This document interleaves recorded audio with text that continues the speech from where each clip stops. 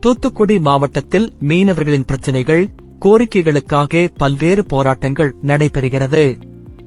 மீனவர்களின் வாழ்வாதாரத்தை மேம்படுத்தவும், அவர்களது பிரச்சினைகளுக்கு தீர்வு காணவும், தற்போது மீனவ சமுதாயம் எதிர்கொண்டு வரும் கடுமையான வாழ்வாதார நெருக்கடிகளை களையவும், அவர்களின் குறைகளையும் பிரச்சினைகளையும் ஆராய்ந்து அவற்றுக்கு தக்க தீர்வு காண கட்சியின் மீனவரணி மாநில செயலாளர் பிரதீப்குமார் தலைமையில் மக்கள் நீதி மய்யம் மீனவரணி மாவட்ட அமைப்பாளர் அசாயல் அவர்களின் ஏற்பாட்டில் நிர்வாகிகள் ஆலோசனைக் கூட்டம் தூத்துக்குடி மாவட்டம் மணப்பாடு கிராமத்தில் நடைபெற்றது.